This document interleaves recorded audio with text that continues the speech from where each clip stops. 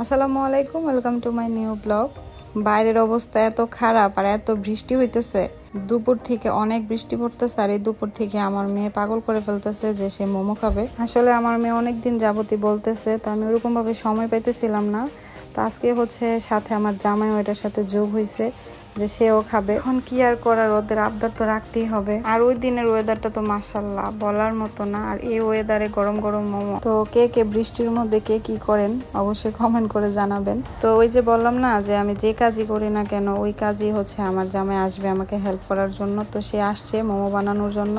তো তার মোমো বানানো দেখে আসলে আমি কতক্ষণ হাসছি যে সে এটা কি করলো। তো আপনারা একটু কমেন্ট করে জানাবেন যে তার মোমোটা আসলে কেমন হয়েছে। তো আমার জামাই মোমো বানানো শেষে আমার শাশুড়ি বলতেছে যে আমি একা একা মোমো বানাইতেছি, আমার কষ্ট হইতেছে, এজন্য উনি আসছে যে একটু হেল্প করার জন্য। ওনার মোমো বানানো দেখে আসলে আমি ভাষা হারাই ফেলছি যে আমি কি বলবো। তো যাই হোক, যতটুকু করছে আলহামদুলিল্লাহ। তো আসলে উনি বানায় উনি নিজেই হাসতেছে যে আসলে এটা কি বানাইছে। যতটুকু বানাইছে যাই বানাইছে, ফ্যামিলিতে আসলে এক একজনকে হেল্প করাটাই অনেক কিছু, যেটা কিনা অনেক ফ্যামিলিতে করা হয় না। তো আলহামদুলিল্লাহ আমি এমন একটা ফ্যামিলি পাইছি, প্রত্যেকটা মানুষই হচ্ছে আমাকে অনেকটা হেল্প করে। তো আমার মোমো কিরকম হয়েছে আমার জামার মুখে থেকে একটু শুনুন।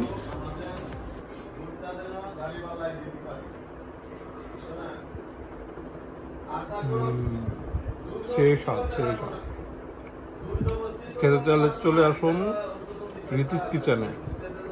এই ছিল আমার মিনি ব্লগ। তো সবাই ভালো থাকবেন, দেখা হবে নেক্সট ভিডিওতে। আল্লাহ হাফেজ।